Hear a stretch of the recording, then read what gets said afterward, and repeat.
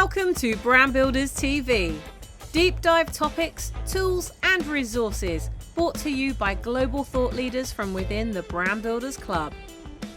This show gives you access to the strategies that you can use to move forward with ease and flow in every area of your life and business. In today's show, Scott is going to talk about the 3 reasons your writing needs to be world class.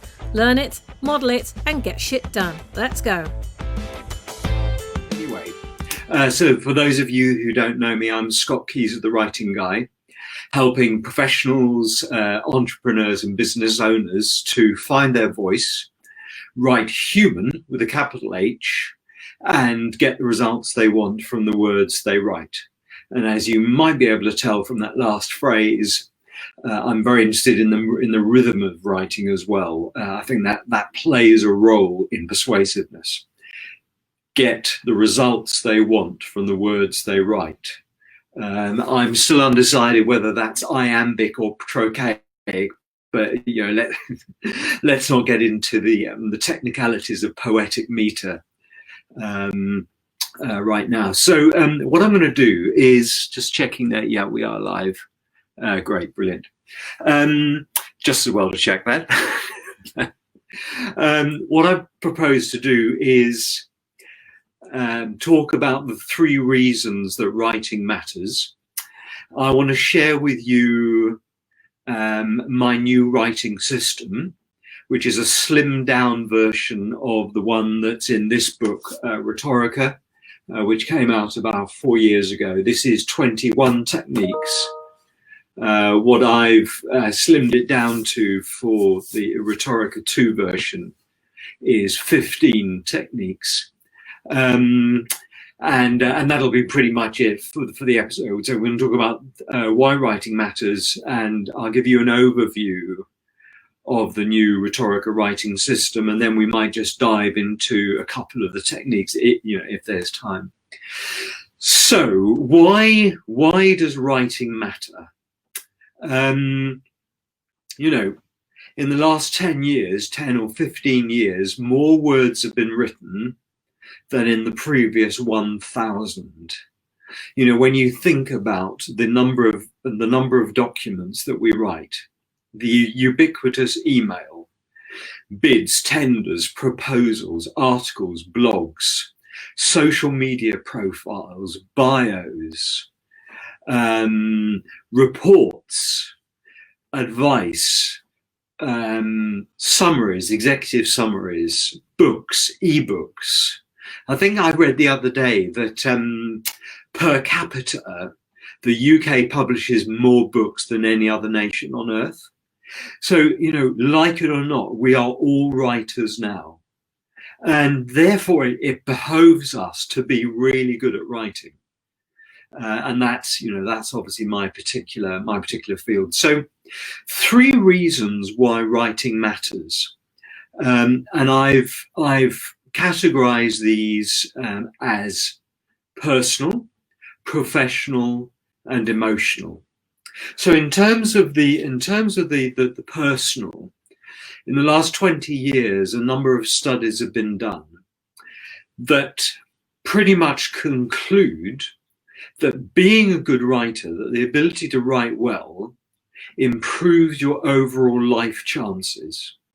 In terms of, in no particular order, greater self-esteem. So you think better of yourself. You have more self-respect and self-confidence. Longevity. It actually, writing well adds years to your life.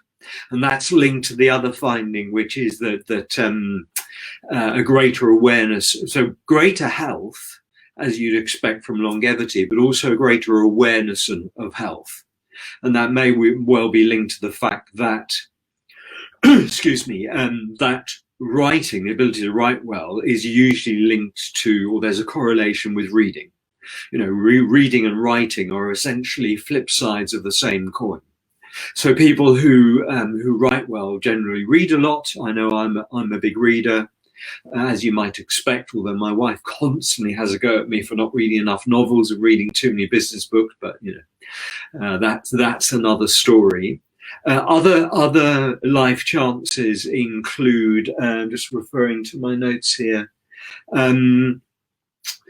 obviously greater ability to communicate and to resolve conflict, although that may well come under the emotional links. So there are a lot of personal reasons why the ability to write well matters.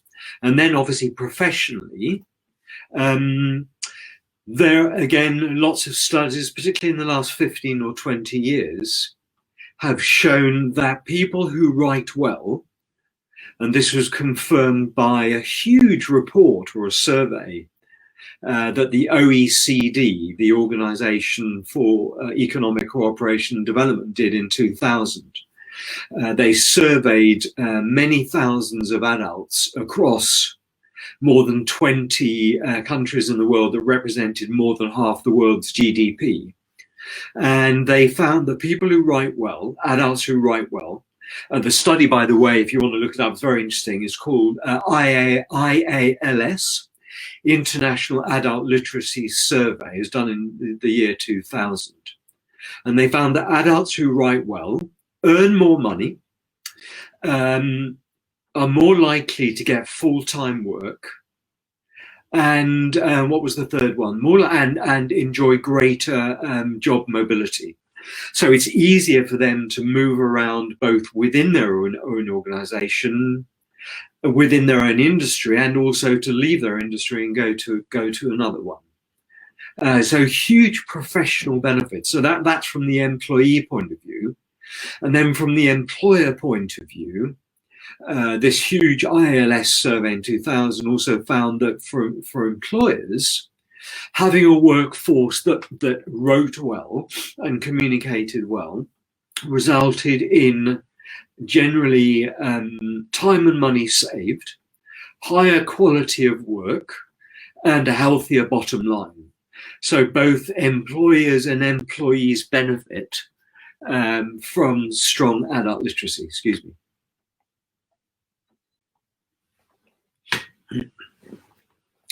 So there are personal benefits to writing well, and there are professional benefits, and then I think there are emotional benefits, which obviously could be allied to the personal. But the emotional benefits are, for me, around clarity. I don't know about you, but you know, when I write something and it really just kind of zings and it lands, it hits the mark, then there's a great sense of satisfaction. There's a sense that I've really clarified what I'm trying to say and made a connection with the reader. And there's something as well about conveying what you mean and externalizing a message or a communication takes it out of you and gets it out into the world. And it's almost as if somebody called Phil Shepherd, a friend of mine, put it very nicely. Writing helps clear your mind and empties your mind in order for it to absorb other things, other new ideas. And I really like that idea that we've got a whole load of stuff, ideas and concepts bubbling up inside us, and we are externalizing those. We're getting them out on paper. And it's interesting that I sort of took a big breath there and breathed out, because a lot of good writing for me, this is what I've discovered having done this for 16 years, a lot of good writing is about vocalization. It's about, and as I said in my introduction, I help people to find their voice, their writing voice, but I think that their voice generally. By vocalizing, we take what's inside us and we get it out into the world. And that lightens us, that alleviates whatever burdens we're carrying. So I think there's a very strong therapeutic element to the ability to write well and express, to nail your ideas and concepts and thoughts. That's really important. So 3 reasons why writing matters: personal, professional, and emotional. And just to finish on the professional stuff, the professional reason, I'd sum it up by saying that good writing is good business. So I'm hopefully about to work on a major bid at the moment, which could be full-time for 12 months, which would be fantastic. You know, there's nothing like a competitive tender or bid to really exercise your ability to write well. And obviously it's a very binary outcome. You either win the contract or you don't. There's no draw. There's no, score draw. It's win or lose. So those are the 3 reasons why we need to get our writing world class. What I'd like to share with you now is my Rhetorica method or system or toolkit for writing well. As I mentioned, I wrote and published a book about 4 years ago called Rhetorica, a toolkit of 21 everyday writing techniques. And what I'm working on at the moment is the online program and possibly a book for the slimmed down Rhetorica 2 version. And if you don't mind, what I propose to do is I just want to share with you and give you an overview of what Rhetorica 2 looks like. Sorry, excuse me sniffling. I've got a bit of a cold coming. It's not COVID, I assure you. I don't have a temperature, but I do. Sorry, I'm a bit blocked today. So Rhetorica 2 writing method is basically 15 techniques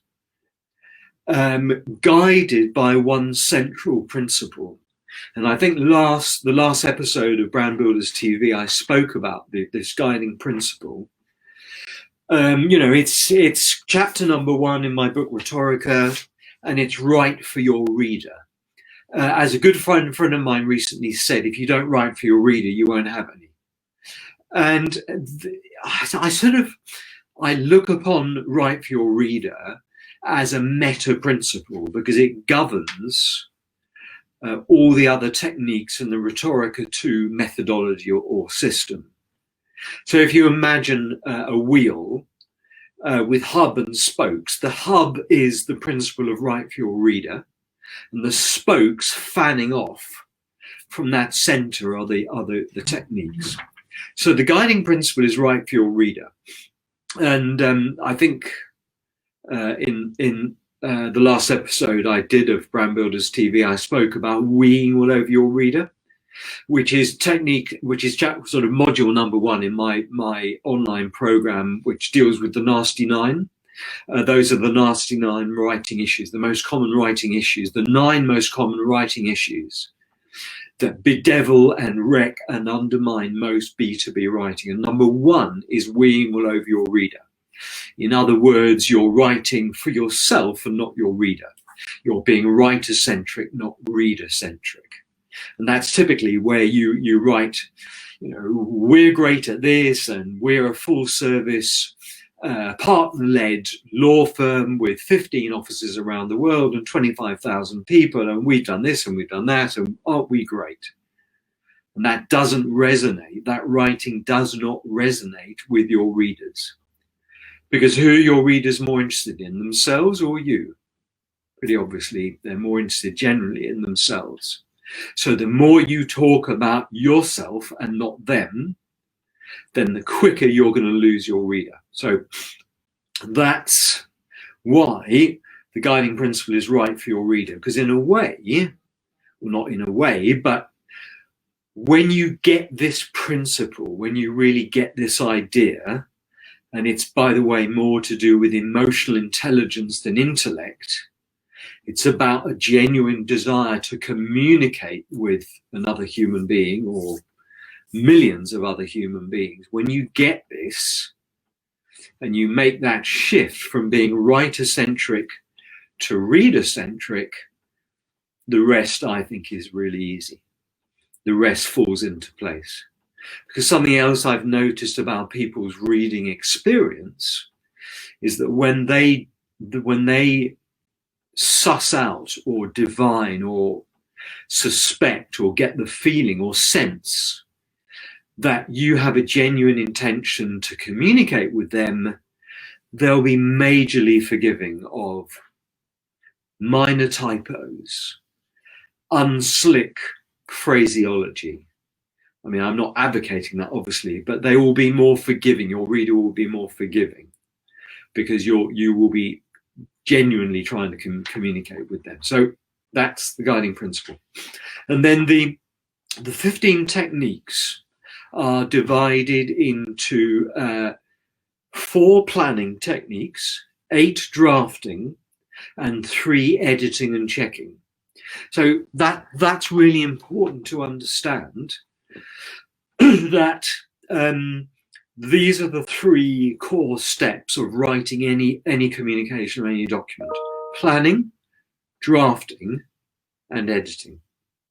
And that may sound like a statement of the obvious. Well, you know, goodness, why is Scott sharing this with us? But I see a lot of business writers, you know, diving straight into drafting. They don't do any planning. I call this premature drafting. And they start drafting before their ideas are formed. Their ideas are half formed. They're half baked. They're not oven ready to continue the culinary analogy.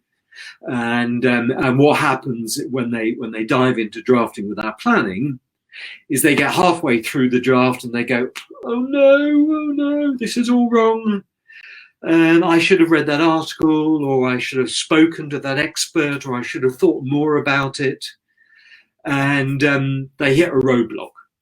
And what they end up doing, they hit a cul-de-sac or a roadblock, and they end up doing what we all must do when we hit a roadblock. We turn around and start again. And that is known as a rewrite. So if you want to avoid, and rewrites are a disaster because it means you've wasted loads of time and energy and potentially money as well. Time is often money. So if you want to avoid a costly rewrite, you need to plan. So anyway, planning, drafting, editing. The 4 planning techniques within the Rhetorica 2 methodology, which, as I say, I'm working on a book and an online program at the moment. They are: set time aside to plan. May sound like a statement of the bleeding obvious, but not a lot of people do it. Nail your purpose or your objective. In other words, know exactly where you're going. That's your route north. That's your pole star towards your communication destination. Technique number 3 is clarify your message. You know, when you're planning, you should have the clarity to be able to express in one sentence the main and overarching message of your communication. And the system, you know, has a way of showing you how to do that. Technique number 4 is structure for impact. I maintain that structure is more important than language, because no matter how beautiful or pretty your language is, if your reader doesn't know where they are, where they've been, or where they're going, and they feel like you're sending them from pillar to post and back again, in terms of topic or subject matter, you're going to lose them.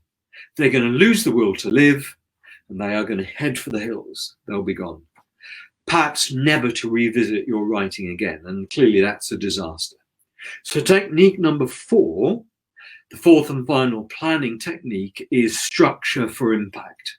And within that methodology or that technique, we look at things like topic sentences, we look at methodology, not methodology, we look at layering, topic sentences, subheadings, and a meta structure which should really guide all your communication, which is essentially to begin with the end. So we're tempted, you know, to put our conclusion right at the end, but we need to hoik that right up to the beginning. That way you get to the value fast for your reader, not for you, for your reader. You know, we must bow down at the altar of the reader. We must be truly reader-centric. Then the 8 drafting techniques, I'll just run through these very quickly. Technique number 5, grab the reader's attention. That's the first thing you need to get from your reader, is their attention. Typically, we'll do that in an email through a subject line, or through in another document through a headline. And there are many techniques for writing, or many different styles of headline and subject line techniques. Many different headline styles, and we look at those within the methodology. Technique number 6, tell a story. Let's face it, humans are hardwired for story. As an evolutionary invention, it probably rivals fire. But what I observe in a lot of business B2B writing is we don't tell enough stories, particularly about ourselves. We don't disclose enough about ourselves. Stories are brilliant at conveying information, values, excitement, calls to action. You could view a story as a gigantic call to action. You're embedding and embodying embodying the values of your organization through a story, maybe a very, very short story. So we talk about story and the 4 elements of any story. Technique number 7 is write clearly. So we talk about register, which is the scale of the formality of your writing. I think I might have talked about this in the last episode. Formal at the top, slang at the bottom, and good old plain English in the middle. Plain English has huge advantages. It's clear, it's readable, it has impact because it's highly visual writing. It's writing that creates a mental image in the reader's brain. It's fast because it's how we speak. And last but not least, another reason why plain English is so vital is because it's the best way of conveying personality. When we write in conversational plain English, it is easier for our reader to hear our voice through our words. The more we move up the register and adopt formal and stiff and somber and sober, yes, or stiff language, there's nothing that kills personality more than formal high register language. The next one is write concisely. Technique number 8 is write concisely. There is one single guaranteed way to write concisely, and obviously, the system will share with you what that is. I'm not going to give that away quite yet. Technique number 9, write in the active voice as opposed to the passive voice. Passive voice. The memo was written by Sam. The memo was written by Sam. The passive voice, clues in the name, is less direct, it's less dynamic, it's less active. The active version of that sentence, without changing the meaning, is 50% shorter. Sam wrote the memo. Sam as the subject, wrote as the verb, memo as the object. And that's the beauty of the active voice. It forces you to state who is doing what to whom. Sam wrote the memo, active voice. It's really important. I describe the passive voice as the kind of the thief in the night. It's the carbon monoxide of your writing, because it crawls in surreptitiously to your writing. It kind of sucks all the life out of it in a really invidious and horrible way. Technique number 11 is add drama and emphasis. So we look at the power of 3, which is the smallest pattern you can have. We cover a number of rhetorical devices, the 2 hot spots of any sentence, the power of 3. What else do we do? So the hot spot not only of a sentence, but of a paragraph and the whole document. There are 2 places in a document, pretty obvious in a way, that really resonate with the reader, but likely to grab their attention. Technique number 12, drafting technique number 12, is write with personality. You know, I believe that there are three core elements to great B2B writing. You know, whoever you are, wherever you work, whatever your field of endeavor, the three elements of great writing, world-class writing, and what we're talking about here, are content. You know, your content's got to be rigorous and world-class and relevant to the reader. And in a way, I can't help you with that, sadly. You know, you must be the expert in your field. Content, clarity. It must be so clear to your reader that they get it in one go, in one reading. And then the third and final element, which I think is the missing link in most B2B writing, is personality. You know, I've already mentioned that it's the idea of the reader, even if they don't know you personally, they get a sense of who you are and what you're like and what you're about through your words. That's immensely powerful because it creates a connection between you and them. Personality creates a connection between you and them and helps them to empathize with you and you with them. That connection is vital. And then finally, we're on to the three editing and checking techniques in my Rhetorica 2 system. And they are: technique number 13 is shorten your sentences. This is a major issue, particularly in professional services. Your ASL, your average sentence length in words, should be between 15 and 20 words. I was reviewing a business document from a private equity firm the other day, and this guy's writing, his sentences were running to an ASL of 39 words. You know, what's the problem with long sentences? I mean, they just go on and on and on and on and on, and they contain so many ideas. You're making your reader work harder than they might want to in order to hold all those ideas in their human cache memory until they get to the final full stop, when they can finally sort of heave a sigh of relief and work out what on earth that sentence was about. You know, long sentences are a real killer to readability. So we look at short sentences, and there are a number of very simple ways of lowering your ASL. Technique number 14 is read out loud. I love this technique. It's so simple, it's so effective, and every professional writer does it. You know, and amateur writers, accidental writers, occasional writers need to learn and need to get into the habit of doing it. Reading your writing out loud slows you down. It forces you to enunciate and say out loud every single word, which means that you will catch things that don't hang together, things that are clumsy or clunky or chunky.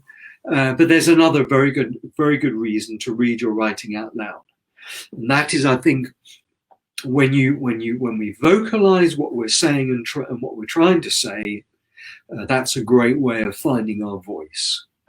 And we know when we found our voice, it just resonates with us, and will resonate with the reader as well. And then finally, technique number 15 is score your readability.